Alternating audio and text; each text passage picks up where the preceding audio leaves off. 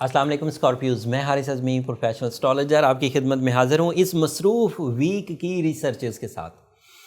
ये वीक 14 फरवरी से शुरू होगा और 21 फ़ेब तक चलेगा। इन 7 दिनों में मेजर चेंजेस आने वाली हैं स्कॉर्पियोज़, और आपकी काफ़ी कन्फ्यूजन्स, काफ़ी आपका डर और काफ़ी सेंसिटिविटी रिपेयर हो जाएगी।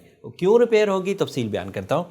18 फ़ेब को सूरज आपके यहाँ पाइसेस हाउस में इंटर हो जाएगा और वो आपका 5th हाउस बनता है। एंड सूरज जब भी पाइसेस हाउस में जाए, साल में एक दफ़ा जाता है, इस दफ़ा फरवरी में चला गया, तो दैट मीन्स कि अब ये 18 मार्च तक अब आपके 5th एंगल पर ही रहेगा, 5th हाउस में ही रहेगा, यहाँ से ट्रांजिट करेगा, या ये सफ़र उसका शुरू हो जाएगा 18 फरवरी को।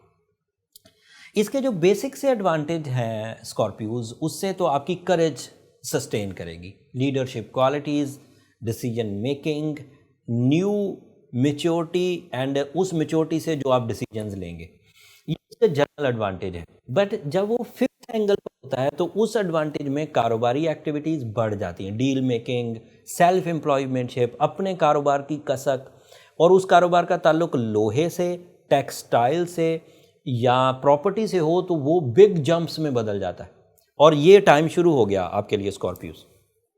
एंड दूसरी बात ये मैं बयान करना चाह रहा हूँ कि सन की जब भी पॉजिटिव पोजीशन आएगी वो आपकी नेचर पर बहुत पॉजिटिव असर डालती है। आपके अंदर से जो गम होते हैं वो छटना शुरू हो जाते हैं।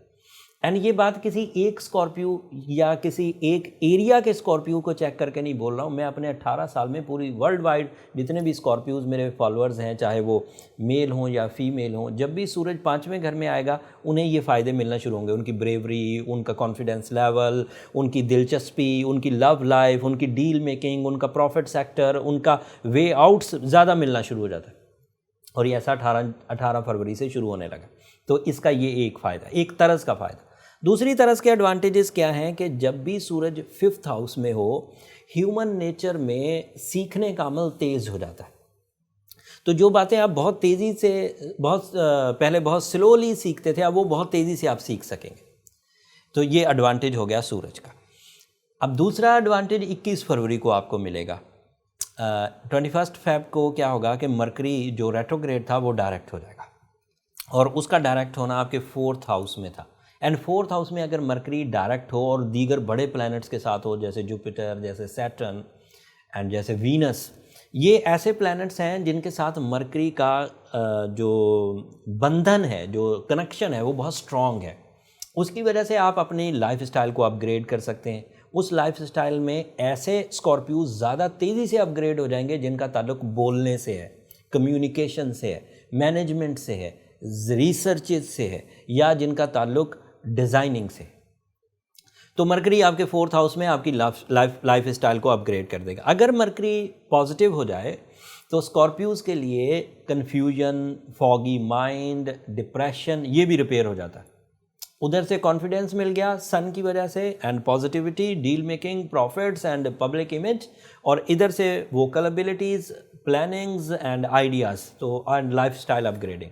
तो ये दो खबरें बहुत अच्छी हैं। और जो ओल्ड न्यूज़ चल रही है, जैसे आपका रूलिंग प्लैनेट मार्स आपके 7th हाउस में है, 7th house is a important angle. अगर आपका रूलिंग प्लैनेट वहाँ पर हो तो पार्टनरशिप के कारोबार, रास आना, प्रॉपर्टी से रिलेटेड अचानक बड़े फ़ायदों की खुशखबरी आ जाना, बड़े घर की जो कोशिशें आप कर रहे थे उसका पूरा हो जाना, खूबसूरत लाइफ पार्टनर की जो कोशिशें आप कर रहे थे उसका पूरा हो जाना, डिले ऑफ मैरिज की रिपेयरिंग हो जाना, एंड मैरिज अपने टाइमली या जो भी उसमें इरिटेशन या हर्डल्स थी वो रिपेयर हो जाए।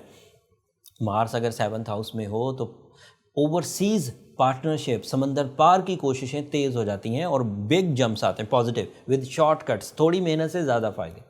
एंड अगर मार्स 7th हाउस में पॉजिटिव हो तो उसका फ़ायदा 1st हाउस का भी होता है। 1st हाउस मतलब आपकी फितरत, आपकी पर्सनालिटी, आपकी अट्रैक्शन, आपकी स्पिरिचुअलिटी, आपकी नेचुरल एबिलिटीज़, वो सब पॉलिश हो जाती हैं, री एस्टैब्लिश, उनमें दोबारा ग्रोथ होती। एंड उसका एडवांटेज आपकी हेल्थ को भी होता है। 6th हाउस एडवांटेजेस, आपकी ऑर्गन परफॉर्मेंसेस, आपका स्टैमिना अपग्रेड होना, लोगों से आपके कनेक्शन अच्छे हो जाना, आपके बॉसेस के साथ आपके कनेक्शंस अच्छे हो जाना, आपके अंदर जो फटीग फील होती थी, जो आपको काम करने में हेजिटेशंस होती थी, वो रिपेयर हो जाना। तो बाय रूल्स इस वक्त जो प्लानिटरी सेटअप बना हुआ, चाहे वो मार्स का हो, चाहे वो मरकरी का हो, चाहे वो सन जो नई पोजीशंस ले रहा है, ये आपके लिए मौजू है। और यहाँ एक और बात टेक्निकल साइड की बयान करके फिर बात को ख़त्म करते हैं। ये जो कंजंक्शन बना था पिछले दिनों मजमुआ अल कवाकिब, अब वो सूरज 18 फरवरी को उसमें से पहला प्लैनेट होगा जो निकल जाएगा। जब पहला सूरज उसमें से निकलेगा तो दैट मीन्स वो कंजंक्शन अब खुलना शुरू होगा। कंजंक्शन के खुल जाने से, सूरज के नए एंगल पर चले जाने से आपको थोड़ा सा फ़र्क पड़ेगा, लेकिन ये फ़र्क थोड़ा नहीं है। मैं तवज्जो इधर दिलाना चाहता हूँ कि जब भी ये कंजंक्शन हुआ, जब भी ये बड़ी चेंजेस आई किसी भी हाउस में, तो उसके बाद एक नए दौर का आगाज़ होता है। थिंकिंग, मैच्योरिटीज़, विजन्स एंड उसके अलावा प्रॉफिट्स, ये हाई हो जाते हैं। तो नए दौर का आगाज़ 18 फरवरी को होने जा रहा है।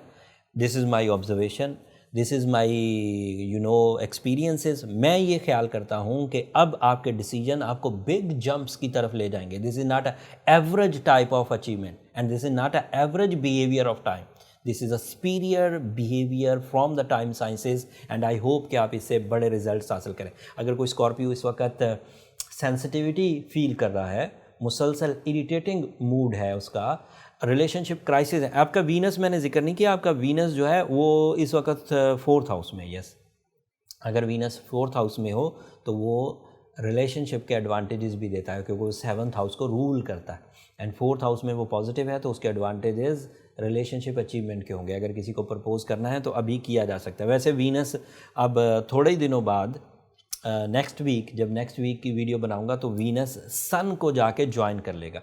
सूरज के साथ ज्वाइन होने में दो पॉसिबिलिटीज़ हैं। अगर बहुत क्लोजली ज्वाइन हुआ, वो मैं अगले हफ्ते रीडिंग कैलकुलेशंस करूँगा, तो कम्बस्ट हो जाता है। अगर कम्बस्ट हो जाए तो दैट मीन्स कि आपको रिलेशनशिप क्राइसिस आएंगे। बट अगर कम्बस्ट ना हुआ, इनके दरमियान गैप हुआ थोड़ा सा, तो फिर ये रिलेशनशिप अचीवमेंट हाई लेवल पर देगा, रोमानवी अचीवमेंट। तो वो तफसील अगले हफ्ते बयान करूँगा। अगर कोई स्कॉर्पियो इस वक्त नेगेटिविटी फील कर रहा है, तो उसे सूरह यासीन की सेकंड लास्ट आयत बहुत उम्दा रिस्पॉन्ड करेगी। कसरत से पढ़ना चाहिए। कसरत से पढ़ने का मतलब तादाद ना गिने, वक्त की ज़रूरत नहीं है कि किस वक्त पढ़ना है, जब भी दिल करे पढ़ते रहिए, वज़ू में, बगैर वज़ू के, ज़ुबानी याद है तो।